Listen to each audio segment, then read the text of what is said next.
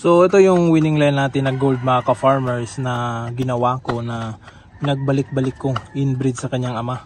So yung broodcock nito o yung ama nito ay white gold.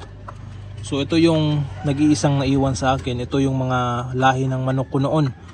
So matagal na. So palaging nananalo or laging nananalo yung linyada nito. So nag-preserve ako, nag-iwan ako ng inahin. So luckily meron akong isang natira at ngayon binababa ko dito sa lupa. So parati lang itong nasa battery cage. So ngayon nandito na siya sa lupa. So ang kagandahan dito ay kahit inbreed natin ito mga ka-farmers, yun, nangingitlog na siya. So yan yung itlog oh. So unang itlog niya, so pwede na natin itong i-breed. So di ko lang pwedeng isalang ito sa lalaki mga ka-farmers o sa samahan ng rooster dahil namamalo din ito ng lalaki. So sobrang tapang nito mga ka-farmers na kahit lalaki ay pinapalo niya. So noon kasi na nagtry ako ulit na ibalik or isama yung rooster, pinaliguan ko silang dalawa saka yung rooster para hindi makapagpalo dahil basa nga sila. Pero walang nangyari mga ka-farmers.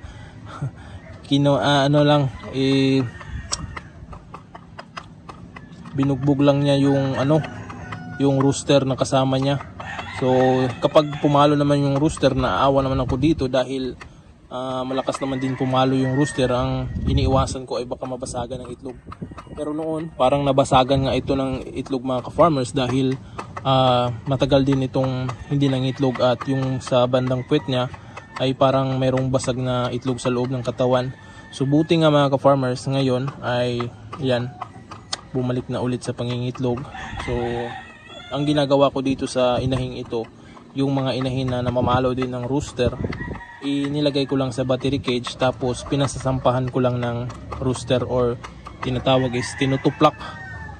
So pinauupuan ko lang doon sa mga naka-cord na rooster yung ideal na broodcock na gagamitin natin. So yun yung ginawa natin. So meron ako na produce nito, yun nga dalawa lang at tatlo na benta natin. Yung isa meron dalawang naiwan dito.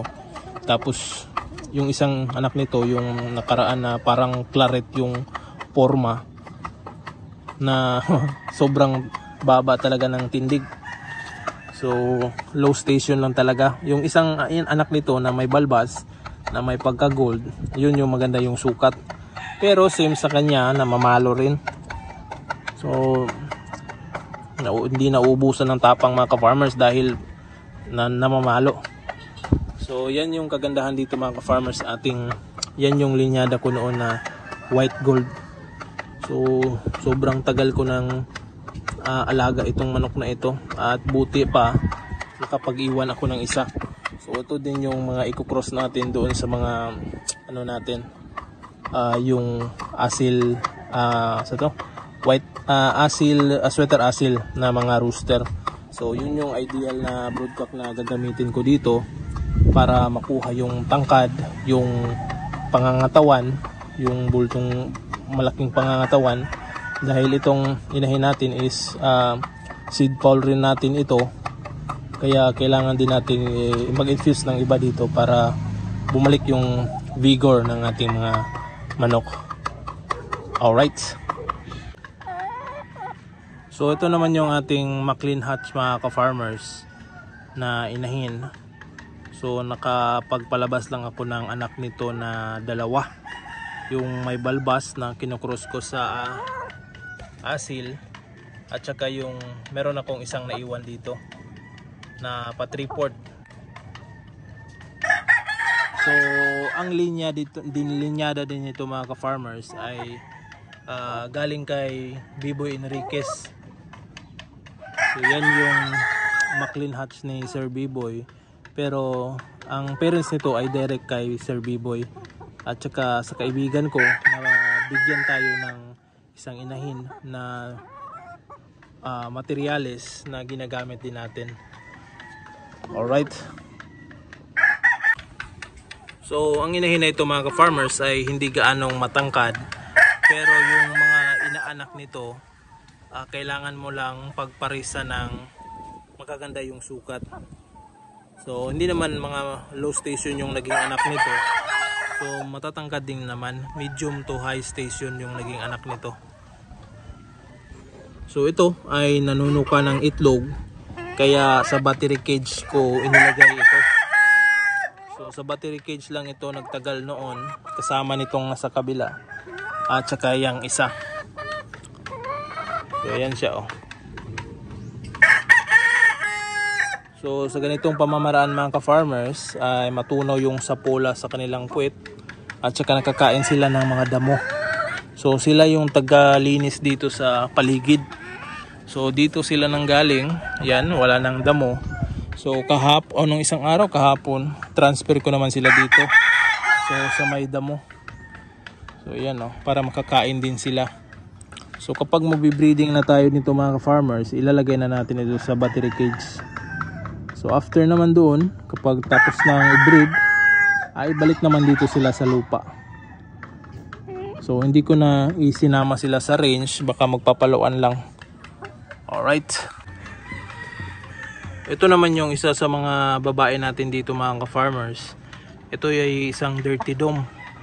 Ito ay nasa mga 7 years na rin ang manok na ito.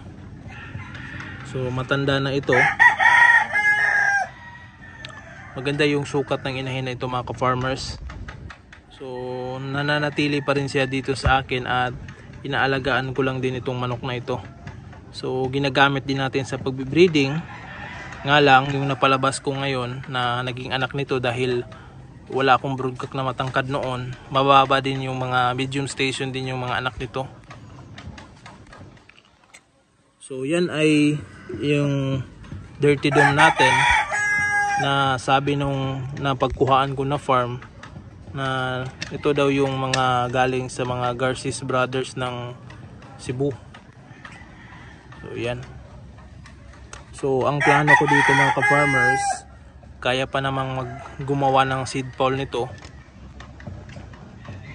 So ibabalik ko lang yung magiging anak nito, paparisan ko lang ito ng mga matatangkad para magkaganda yung sukat ng magiging anak nito. So yun yung ilan sa mga inahin natin dito mga ka-farmers. Hopefully this year ay makapag-breed tayo ng mga inahin natin dahil yung iba dito is medyo may katandaan na. So kailangan mag-preserve ng linyada. So yun lang laman yung mga ginagawa ko mga ka-farmers. So yung gusto ko na ma-preserve lang yung mga linyada ng mga manok ko dito. So gagawa tayo ng mga papuro or gagawa tayo ng mga pa-seed poll dito mga ka-farmers. At habang tumatagal mga ka-farmers ay nami-maintain lang natin yung mga manok natin dito.